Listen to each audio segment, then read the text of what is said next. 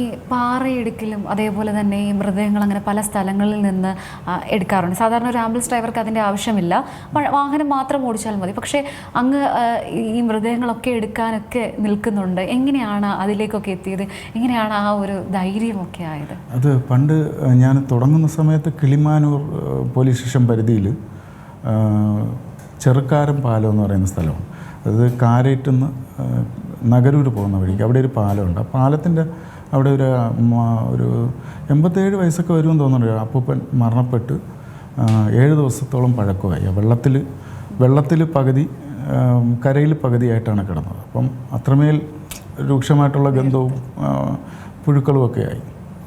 അപ്പം ഞാൻ ആദ്യമായിട്ട് ആയതുകൊണ്ട് തന്നെ എന്നെ അവിടെയുള്ളവർക്ക് പരിചയമില്ല, ഞാൻ എടുക്കുമെന്നുള്ളത് അറിയില്ല. അപ്പം എടുക്കാൻ ഏൽപ്പിച്ച ആൾക്കാർ പോലീസ് ഓഫീസേഴ്സിൻ്റെ മുമ്പിൽ നിന്ന് മദ്യപിക്കുന്നു. പിന്നെ ഞാനതൊക്കെ നോക്കിക്കൊണ്ട് നിൽക്കുകയാണ്, മദ്യപിക്കുന്നു.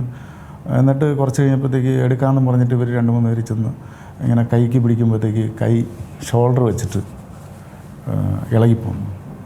അപ്പോൾ എനിക്ക് പെട്ടെന്ന് ഞാൻ വയലൻ്റായിപ്പോയി.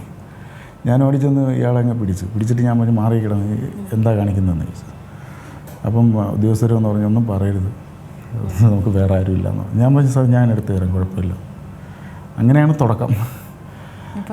അതിനുശേഷം ഒരുപാട് ബോഡി എടുത്തിട്ടുണ്ട്, എണ്ണം പറയാൻ പറ്റില്ല.